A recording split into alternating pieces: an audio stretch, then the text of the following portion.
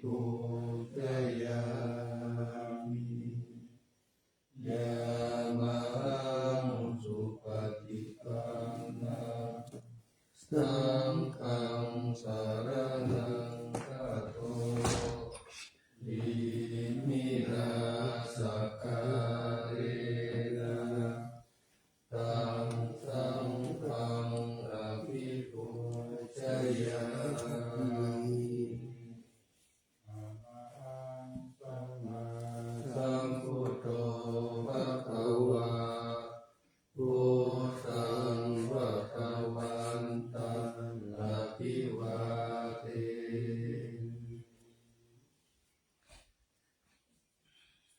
สวากขาโตภะคะวะตาธัมโมธัมมังนัมมัสสามิสุปฏิปันโนภะคะวะโตสาวกสังโฆสังฆังนะมา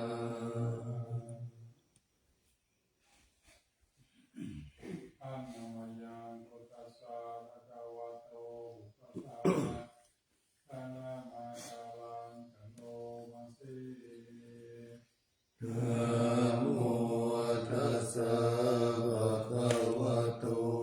อะระหะโตสัมมาสัมพุทธัสสะนะ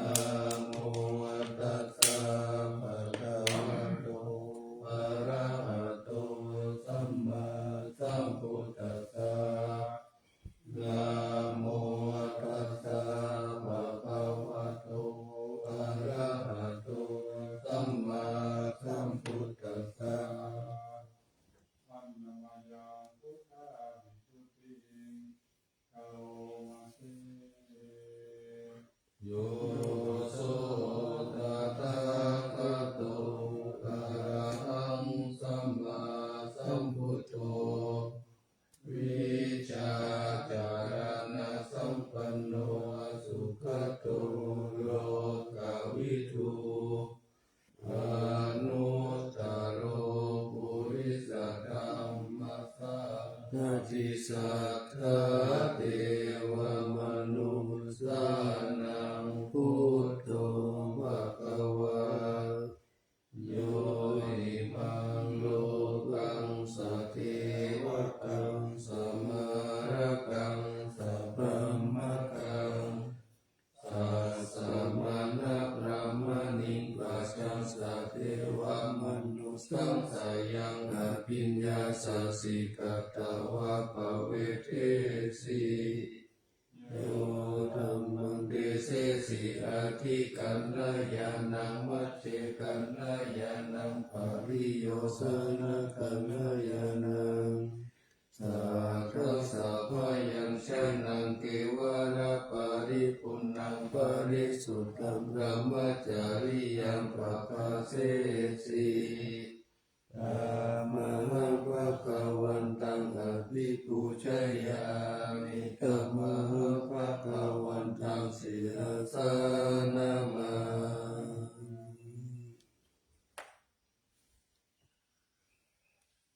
อันนามยังธัมมานุสติ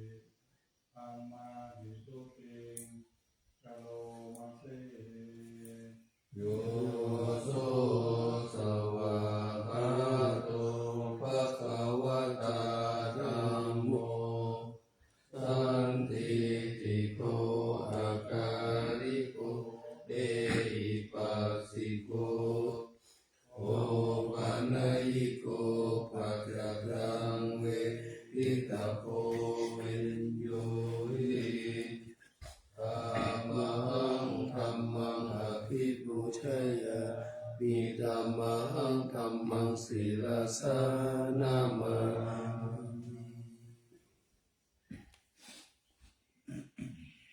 อันนามยังสังฆาภิกขุติ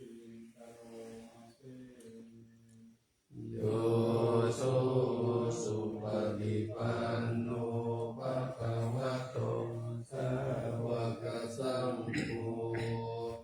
ปุชุปฏิปันโน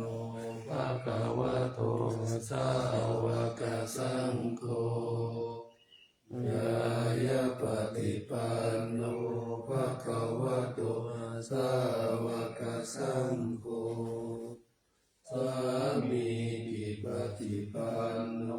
ภะคะวะโตสาวกสังโฆยะติตังจักขาริปุริสายุคานิอัตตปุริสปุคลาเยสะภะคะวะโตสาวกสังโฆอาหุนายโยปาหุนายโยทักขินายโยอัญชลีกรณิโยอนุตตรังปุญญเขตังโลกัสสะธัมมังสังฆังอภิปุชยามิธัมมังสังฆังศิรสานามา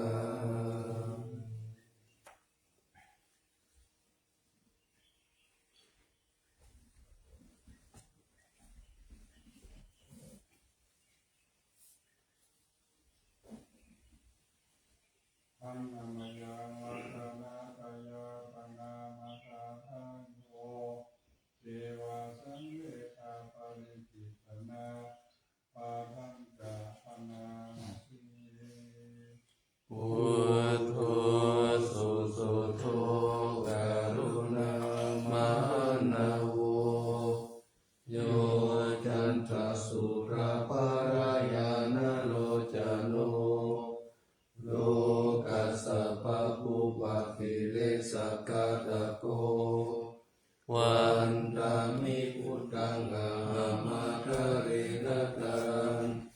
ธัมโมปะฏิโกวิยัตตัสสะสัทธุโนโยมะคะปะกะมะสะเปทะทินนะโกโลภะตะโลโยจัตถะตติปันโนวันตามิธัมมังอะหัมมาคะเรนะตัง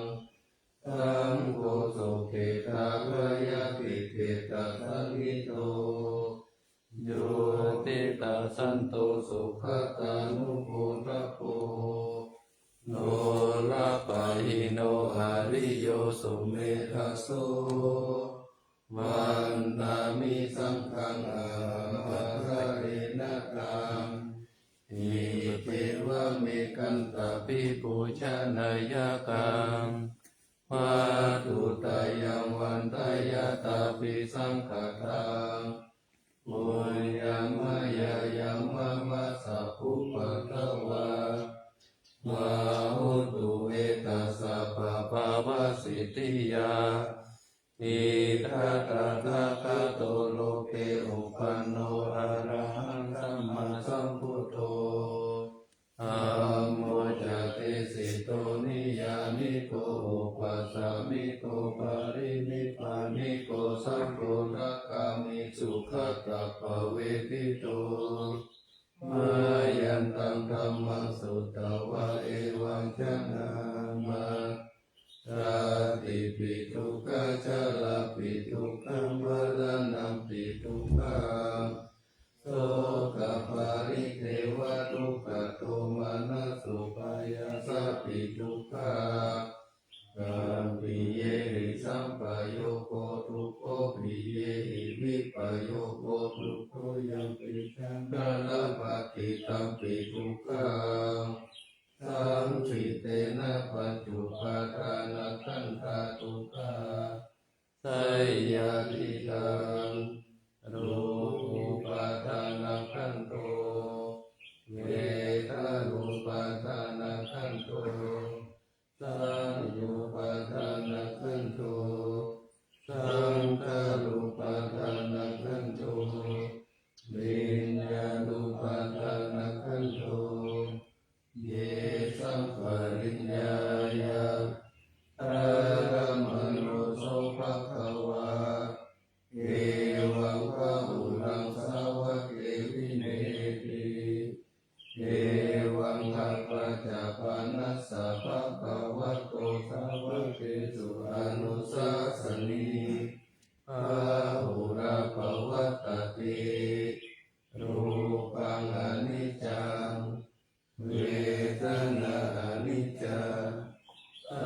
ญาอนิจจาสังขาราอนิจจาวิญญาณังอนิจจังรูปังอนัตตาเวทนาอนัตตาสัญญาอนัตตาสังขาราอนัตตาวิญญาณังอนัตตาสัพเพสังขาราอนิจจาสัพเพธัมมาอนัตตาติเตมยาโหตินามหาจาติยาจรมรเนนะโสเกปาริเทเวโลเกโตมานัสเสอุปยาเสทุกขตินาทุกขปาริตา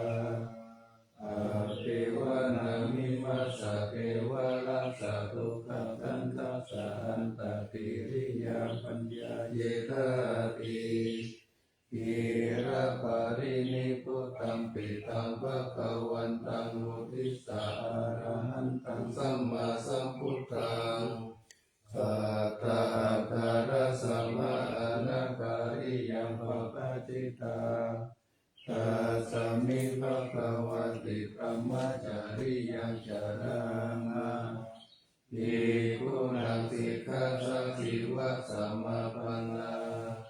ตังโลพระมจาริยังอิมัสสะเทวะรัสสะทุกขขันธัสสะอันตกิริยายะสังวัตตุตินั่นนามยังกังขันธาปัจจังนาอาทังสมาสิปฏิสังขโยนิโสอิวารังปฏิเสวามิยาวะเทวสิตัสสะปฏิฆาตายะปุณณสัพปฏิฆาตายะดังสัมมาคัสสะวะตตะปัสสิริสัพพะสัมปัสสะนังปฏิฆาตายะยาวะเทวะหิริโตปินะปฏิชาคนาตาปฏิสังขโยนิโสสิรปะตังปฏิเสวามิเนวะทวายานามะตายานามันดานายานาวิปุสนายายาวะเทวะอิมัสสะกายาสัตถิติยายาปนายาวิหิงสุปารติยาพระมัจจาริยานุตายาอิติปุรานันจเวทานังปฏิหังคามินาวันจเวทานังนาอุปาเทสามิยาตระจเมภวิสัตติอนาวัชตาตัมภัสสุวิหารจาติปฏิสังขโยนิโสเสตัสสะนังปฏิเสวามิยาวะเทวะสิตัสสะปฏิฆาตายะปุณณสัพปฏิฆาตายะตังสัมมากัสสะวะตตะปัสสิริสัพพะสัมปัสสะนังปฏิฆาตายะยาวะเทวะปริสยาวิโนทานังปฏิสังฆาลามัตถังปฏิสังขโยนิโสวิลานะปัจจายะปิจัสสะปฏิฆารังปฏิเสวามิยาวะเทวะอุปันนานังวายาปฏิกานังเวทนานังปฏิฆาตายะอาปายาปัจจปารามาตายาติอันนามยังกังขันธาโยสิยาเทวตาสันติวิหารวาสิเนโทเปคาเรโหติคาเรตาหิงตาหิงตาธรรมกาเลนะภวันตุสุจิตาสุติงการุณเตชะวิหารมันตะเลเทราจามัชฌานาวกาจามิกาโว การามิกาตานาปฏิอุปกตากามาจัตติสานิกามาจัตติสาราสัมปนาปุตตาสุขิตาภวันตุเตชาลาภุชาเยปิจาอันตังสัมภวาสังเสกชาตาอัตโวปัปปติกังนิยานิกังธัมมวารังปฏิจจเกสัพเพปิทุกขัสสะการุณตุสังขายังสาธุจิรังสัตตังธัมโมธัมมัทราจะปุคลาสังโฆตุสัมมาโควะอัตถยะจาหิตายะจาธัมเมระคันตุสัทธัมโมสัพเพปิธัมมัจจาริโนพุทธิสัพพะปุณยามะธัมเมอริยภเวทิเตปัสสนาหุนตุสัพเพปิอานิโนพุทธัสสะเนธัมมาทารังภเวสันโตกาลิเตมุปวัสสตุมุติภาวายสัทธานังสามิธังเมตุเมฆานิมาตาปิตาจาคัจจังนิจานาคันติปุตตะกังเอวังธัมเมนะราชาโนปัจจาราคันตุสัพพะทาอิมาสามิงกายเยเกสาโลมานะคาตันตาตาโจ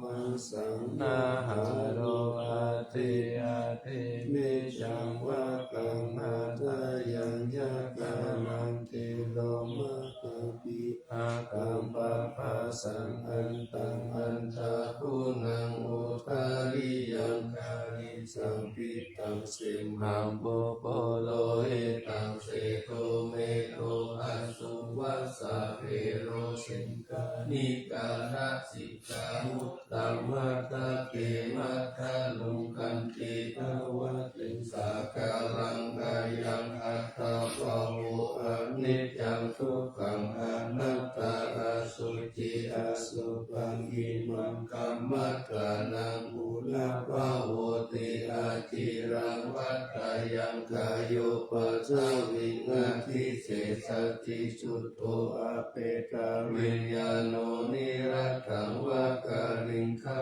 รังปัทวิธาตุอาโปธาตุเตโชธาตุวายโยธาตุรูปะขันโตเวทนาขันโตสัญญาขันโตสังขารขันโตวิญญาณขันโตปัญจขันธาอาชัคขาปะหิตาสังขาราอนิจจาทุกขาอนัตตาวิปาริณามธรรมาอนิจจวัฏฏสังขาราอุปาทวยตามิโนอุปาเชตวานิโรจันติเตสังอุปาสโมสุโกนามโรปังอนิจจังขยัตเถนะนิจจังวัฏานิปานังนามรูปังทุกขังขยัตเถนะสุขังวัฏานิปานังนามรูปังอนิจจังสัทธกเตนะสารังวัฏานิปานังนามรูปังอนิจจังนามรูปังทุกขังนามรูปังอนัตตานิจจังวัฏานิปานังทุกขังวัฏานิปานังสารังวัฏานิปานังนิปานังปรมังสุขังจานันทอานาปานาสติอิทานันตภิกขุอารัญญกโตวารุกขมูลคโตวาสุญญาการะโตวา นิสิตติปัลลังกังอภูชิตวาอุจุงกายังปานิทายาปาริมุขังสเตงโอปาทาเปตวาโสสะโตวะอาสัสสะเตสัตโตปัสสะสะปิติกังวะอัสสะสันโตติกังอาสัสสะมิติปัจจานาติติกังวะปัสสะสันโตติกังปัสสะสะมิติปัจจานาติระสังวะอาสัสสันโตระสังอาสัสสะมิติปัจจานาติระสังวะปัสสะสันโตระสังปัสสะสะมิติปัจจานาติสัพพกายปฏิสังเวทิอัตถติสามิติสิกขติสัพพกายปฏิสังเวทิปัสสะสิสามิติสิกขติปัสสังวยังกายสังขารังนัสสะสิสามิติสิกขติปัสสัมภยังกา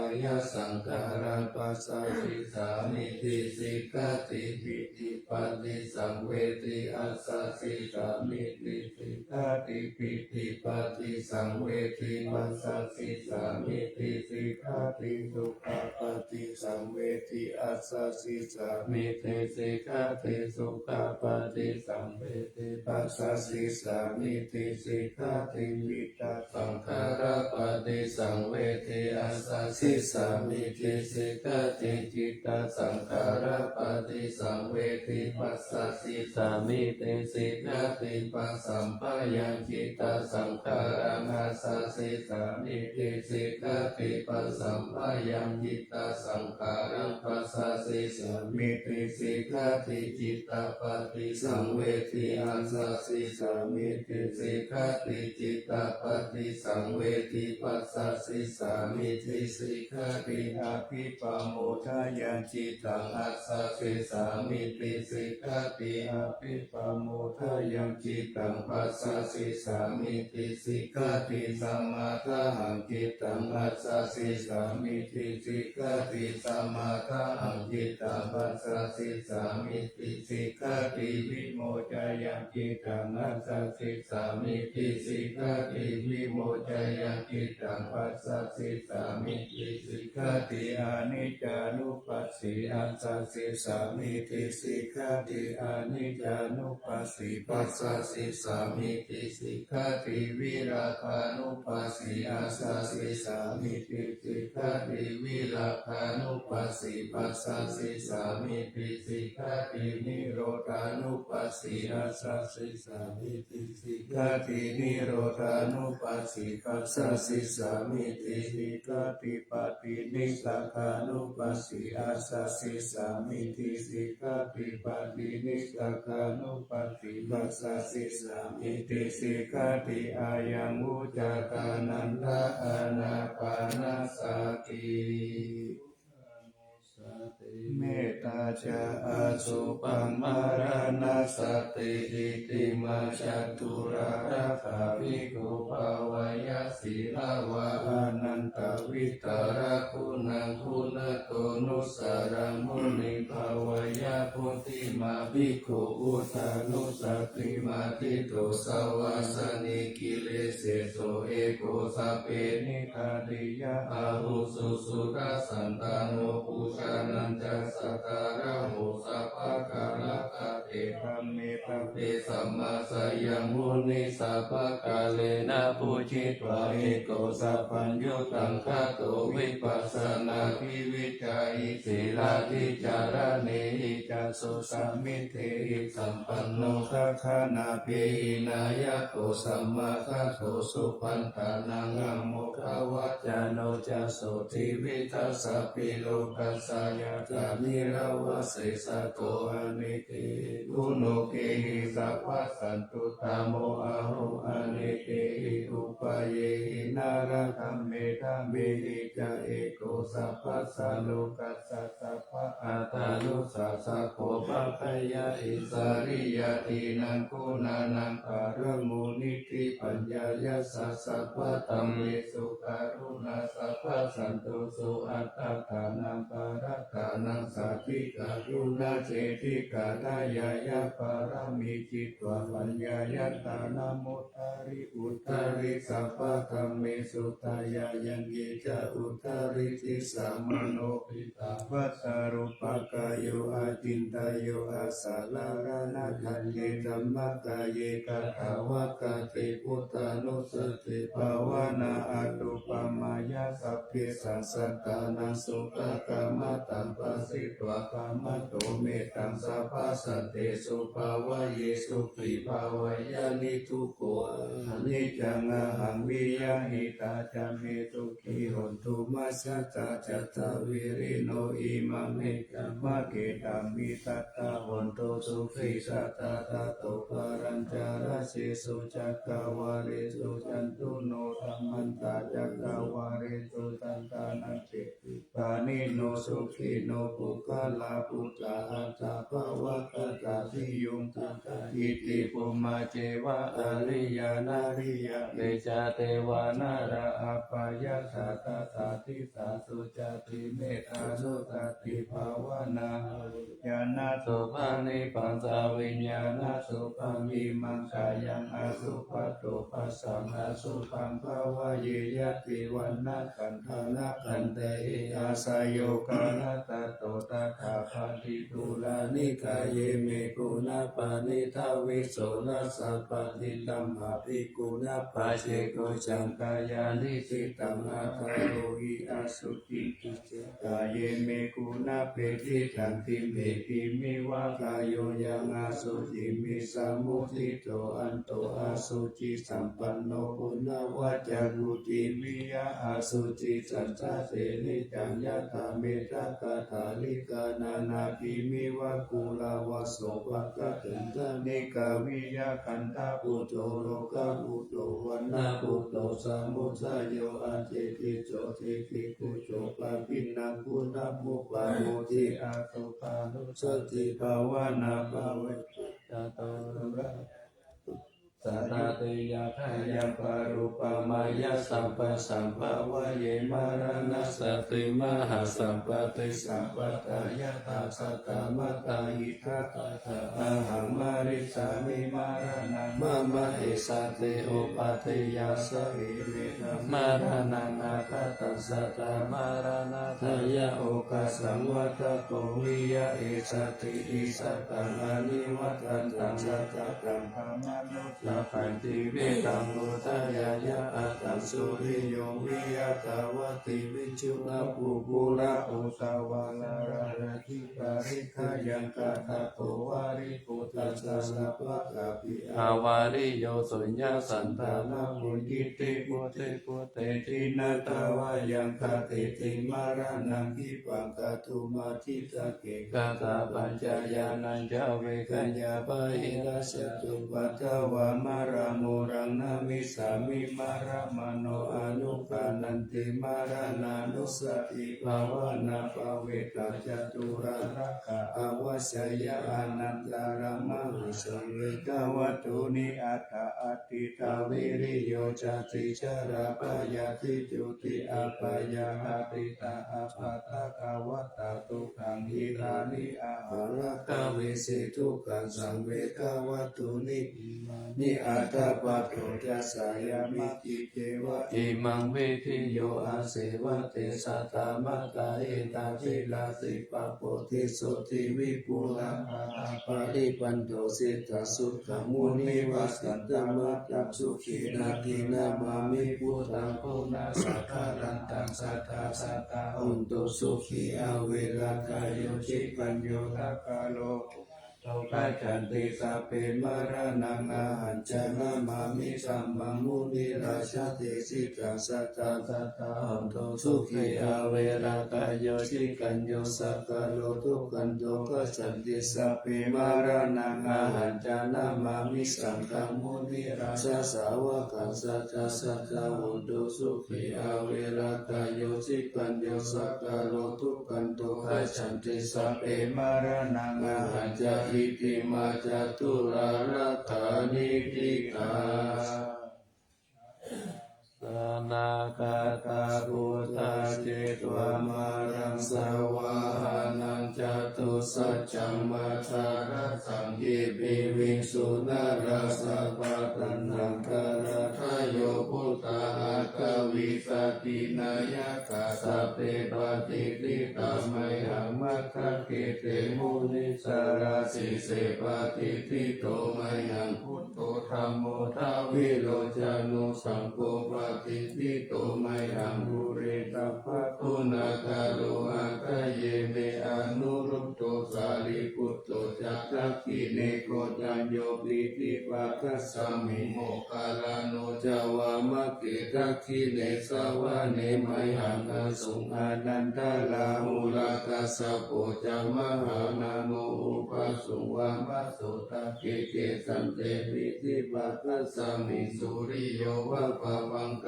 โรนิสินโนสิริสัมปันโนโสภิโตมุนิปุงกโวภูมารากัสสะโพเทโรมะเหสิจิตวาตโกโสมัยหังวัฏเนนิจังปฏิตาเสตุนาคาโรปุญโลอังคุลิมาโลจารุปารินันทสิวะนีเมปัญจมหาเถระนาลาเกปินะกามมะสิสาสิติมหาเสราชิตาวันตาสิโนรัสสะสลันตาสีลเตเทนะอังคมังเกสุสันติตารัตนาปุระโตอาสิทัคคิเนเมตตาสุตตะกังทัชะกังปัจจโตอาสิวะเมอังคุลิมาละกังขันธมุระปาลิกัญจอาคานาติยสุตตะกังอากาเสกัตนังหันติเสตาปการะกันติตาจินานาปาลสัญยุเตกัมมะปการะลังกเทวสัตโตเมสักขิเจ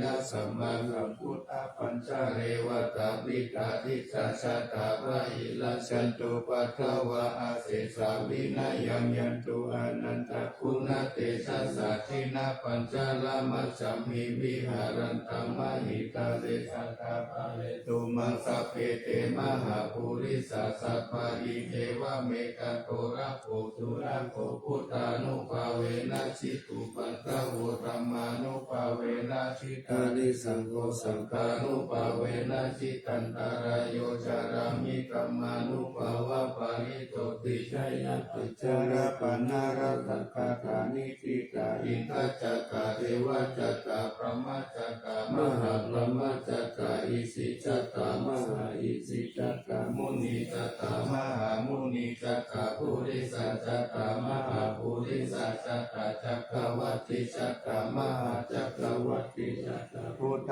จักกะปัจเจกะพุทธจักกะอรหันตจักกะสัพพสิทธิวิจารณังจักกะสัพพโลกาจาริยานังจักกะสัพพโลกาธิปติยานังจักกะเอเตนะสัจจวัชเชนะตุยหังสุวัตติหนตุตุยหังสวายานะโมพุทธัสสะนะโมธัมมัสสะนะโมสังฆัสสะสยติตังอุโลหุโลสวายาอุณาสวิชโยธัมโมโลเกอนุตตโรสัพพสัตตาหิตตายะตันตวังกันตาหิเทวะเตปริวัจเจราชกันเตอมานุเสหิปวะเกพยาเสนาเทวิเศตุเตอาการังมารเนนะวาสัพพสัมมารานานุโสขเตปะการะมาริตันตสิวะอนุภาเวนะหันโตเทโวสุขิสัตตาสุตตะสีลังสัมมาทายะกัมมังสุจาริตังจาเรตเสวะอนุภาเวนะหันโตเทว โวสุขิสัตตานิกิตังกิเตตังโพชันทารนังวัจจานังคารุปาเรสังเทสนาสุขยัสสะอายุปวัตติสักกัตวะพุทธรัตนังโอสัตตังอุตตมังวารังอิตังเทวมนุสสานังพุทธเตเสนะสุทินานัสสันตุปัตตวะสัพเพทุกขาอุปัสสะเมตุเตสักกัตวะธัมมารัตนังโอสัตตังอุตตมังวาระปาริราอุปัสสะมานังธัมมเตเสนะสุทินานัสสันตุปัตตวะสัพเพพยาอุปัสสะเมตุเตสักกัตวะสังฆรัตนังโอสัตตังอุตตมังวารังอาหุนยังปาหุนยังสังฆเตเสนะสุทินานัสสันตุปัตตวะสัพเพโลกาอุปัสสะเมตุเตเตสัสสะเทวมนุสสานังกัปปุตตังกิติกังลัสสะอัมพิลังวารนันเทวะสัพพะปายาติวินาสันตุเอจักาวิติจัตุปัญจทัสสะตินันตตายาวะทุกขาวินาสันตุสีวิชานังคะตันตุเตสีวิชานังคะตันตัสสะอายุวันนะสุขังวะลาสีวิชานานุภาเวนะหุนตุเทโวทุกขิสัตตาลิวิธานังจโยกัตวะโอสัตถังโอตมังวารังสาริรังทุกขังนาเสติเปสัสสังฆนามุตตะมัคคัสสะมะการิยกัลยานังนิจยสัมปารายานังปุญญานิปาลโลกัสสมิปติตาหุติปานินาอิมินาสิวิกาเนนะตุมากังคิงภวิสติปิตายุกัสสะตาหุนตุสุขิตาหุนตุสัพพะตโยโสตตติสักกัจจังศีลวันเตสุตติสุนันทานังวรังกัตวะชีวิตานังมหาปาลังเอวังมหิติกาเอสายาติตาปุญญสัมปตาสัสสมาธิราปัสสังสันติปันติตากัจจปุญญาตันติตติอุณัสสวิชยโยนิธิโตสัมมาวินิมิตาสาวุตันตังทิเวการังปุติตาปุรัสสะเสนามารังกานาทิธรรมวิจินาทิตาวามุนินโตตันเตจัสสะภาวันตุเตชัยยมังคลานิมาราธิเรกามาวิยุติตัสสะปารติโกรัมปนารวะกัมมะกัมมะตกายกัมตันติสุตันทาวิธินาทิตาวามุนินโตตันเตจัสสะภาวันตุเตชัยยมังคลานินาราธิริงกัสสวารังอติมันตปุตังกวะกิจักขมัสสานิวาสุการุนันตังเมตังสุเสกเวทินาทิตาวามุนินโตตันเตทัสสะภาวันตุเตชัยยมังคลานิจักขตมัตติหัตถสุการุนันตังทาวันติโยชนะปะตังปุริมาลาวันตังอิติปิสังตตามโนจิตาวามุนินโตตันเตชัสสะภาวันตุเตชัยยมังคลานิกัตวนาคตมุตตารังอิวะคัมปินิยาจินจายตุตาวะจานังชนะกายมัสเสสันเตนะโสมาวิตินาชิตาวามุนินโตตันเตชัสสะภาวันตุเตชัยยมังคลานิสัจจังวิหายมัตติสัจจกวาตาเกตุงวาตาปิโรปิตามานาภาทิอันทกุตังปัญญาปฏิปัจจาริโสชิตาวามุนินโตตันเตชัสสะภาวันตุเตชัยยมังคลานินันโตปันนันทพุชะกังวิสุตังมหิติปุเตนะเถระพุชะเกนะธรรมปายันโตหิตุปะเตตาวิตินาทิตาวามุนินโตตันเตชัสสะภาวันตุเตชัยยมังคลานิทุกขาทิติพุชะเกนะสุตัตตะหัตตังปัมมังวิสุทธิสุทธิมิติปะกาภิทานังญาณทะเทนะวิตินาทิตาวามุนินโตตันเตชัสสะภาวันตุเตชัยยมังคลานิเอตปิพุทธชัยยมังคลาอัตถกตาโยวาจโนทินาทิเนสา ระเตมะกันติอิทวานะเนกาวิวิตาอิจุปัตตวานิโมกังสุขังอาทิฆามายานาโรสัพพัญโยมะหาการุณิโกนาโตหิตายะสัพพะปานินังโกเรตวะปารามิสัพพะปัตโตสัมโพธิมุตตามังเอเตนะสัจจวัตเตนะโหตุเตชัยยะมังคลังชัยยันโตโพธิยามูเลสักกายานังนันทิวัฒโนเอวังตาวามิจโยโหนิชัยยสุส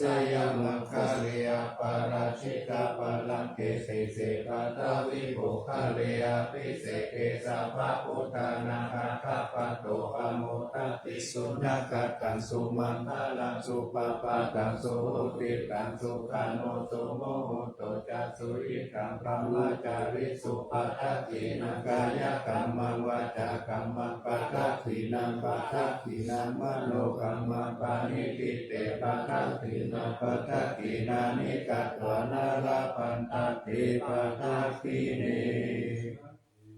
เตวานิกายาสเปนานัตตาวันนิโนนามันวะเยนะอาคันจุงเยตันเยสัตติสาสาหาวะวุตัสสติมาคิลังโอคตินะมานาสวังทักขิโมคคการังนาคันจันทวะอาสิตาสิตังสุปรมาปารมัตโตจักขุตาอิติมาโตสาหัสนังกุมาโรติโสจะโสปะคัสสมิติวานาคาหัสสะพระมาโลกานังมหาปมาอิติตาติอุปปันโนชุติมันโตภิกขมกายโยยัสสะสิโสทัสเสตาอิสระอาตุปัจเจกวาสาวัตถิโนเตสัจจามัชฌโตอาคาหาริโตปาริวาริโตเตจัสสะเปอาภิกันเตสินเตเทเวสัพพมะเขมระเสนาอาภิกามิปันตานังหัสมาติยังเอตคันหะทะปันทะทาระเกนะปันตามัตถุโวสามันตาปาริวาเรตามะโวมุจิตาโกตินังอิติตตามหาเสโนกันนะเสนังอเปสายิปานินาตารามหัญจสารังกัตวานาเปราวัญญาสาปะมุสสะโกเมโกทานายันโตสาวิจุโกทัตตะโตปัจจุทาวัตถิสังโฆโตอาสายังวัตเตสัญจสะปังอาปิญญายาวะวัคคิตวานัจจักขุมาคันโตอามันตายิสัตวะสาวะเกสัสเนระเตมรัสเสนาอธิกันตาเตวิชานาถาภิกขโวเทจะอัตตปะมะการุงสุตวะพุทธัสสะสัสนังเวตาระเกหิปักขโมเนสังโฆมัมปิอิชายุสัพเพวิชิตาสังฆมาปะยติกายาสสิโนโมตันติสาหาภูเตหิสาวกเตชะเนสุจติมหาตามายาสุเตจาตุมังคาราสุตเกสามัจจิเตระโอวะเทธรรมะจักเกปาราทาเวเทวตาสมิกิตตาอัปปมายาอนัปปะกะธรรมปิสัมมโยเจตาคนานาโตอาสังขโยติพระพุทธานิสัมมาทัตตานิภูมานิวายานิวะอันตาริเขสัพเพวะพุทธาสุมาณาภาวันโตอาโตปิสักกัจจสุนันตุปัสสิตังสุปัสสิตังกินจิปิโวภาเนมุปุญเยสัตุปัตตะกาลังอาปะปังตัมโมปะเตสังอนุกาลกานันตัสสะมาหิพุทธานิสัมเมตุสัพเพเมตังกโรตมะนุสิยาปัจจายามุเตสุปาระหังกาตาปะเตกายาติวาจาระโตจารันติเยปะลิงปัจโจปะการังอภิกังกามานาเอโกมานุสัตตานุกานุภาวะอุตาวิเศษนามหิทิกาจาติสัมมานา นุเสยตัสสมัยเนรัตตาอัปปมัตตา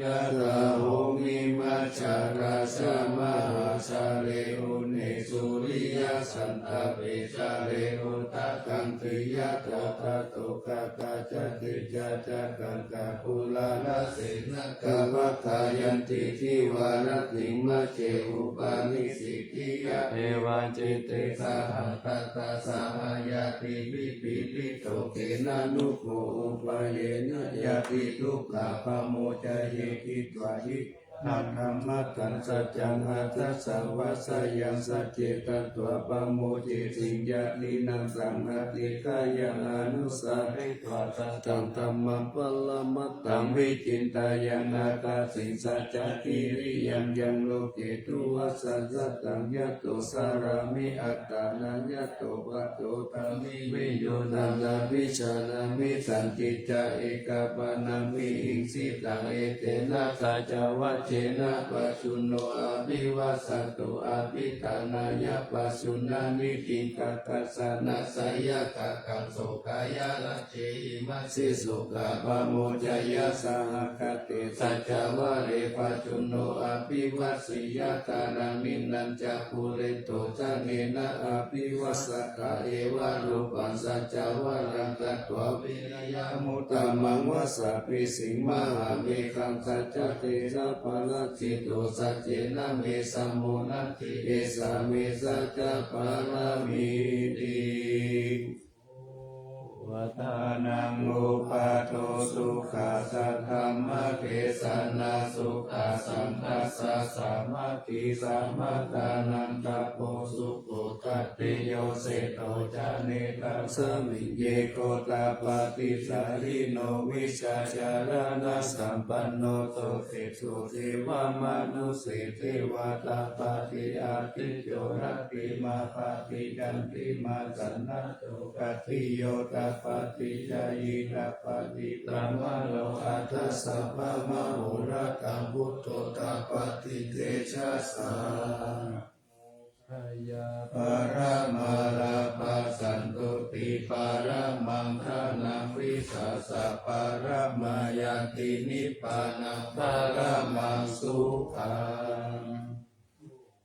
จังโกสติสังฆโตธัมมานังวิจโยตตาวิริยัมปิติปัสสติปุชังกายะตถาปะเรสามาตุเปกะปุชังกาสัตเตเตสัมภะทัสสินามุนินาสัมมะกะกะตาภาวิตาวะอุริกะตาสัมวะตันติอาปิญญายานิพพานายะโพธิยาเอเตนะสัจจวัจเจนะโตติเตโนโตสัพพะทาเอกัสสมิสัมมาเยนะโตโมคคัลลานัญจักกังสัพพังคิลาเนทุกิเตทิสวะพุจังเกตัตตะเตจายิเตจะสังอาภินันติตวะโรกามุจิงสุตังคะเนเอเตนะตัสสะวัจเจนะสุติเตโหนตุสัพพะทาเอกตาธัมมาราชปิเสลัญเยนะปิปิลิโตจุตาเทเรนะตัญเย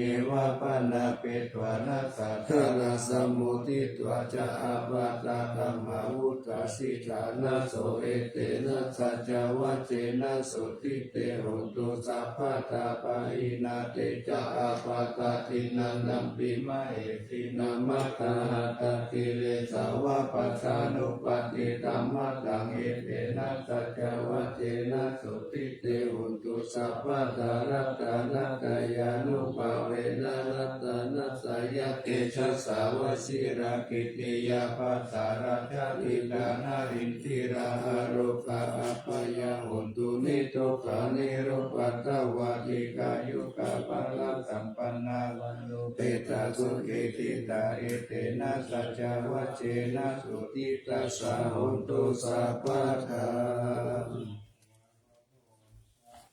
โลกาวินิโมโตสัพพสันตาภาวะชิโตสัพพเวรมติกันโตยะถาทิโกจามิปุโต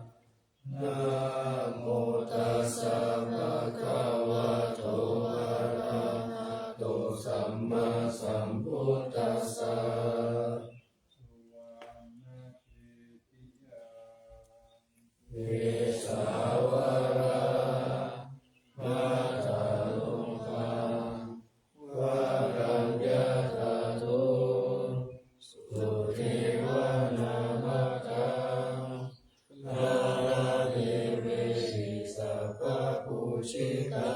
งอาวันทามิสัพพะทาปัญญาวาอาสังหิเยวะจันติมาเอวะตาลายังวิรักตาเย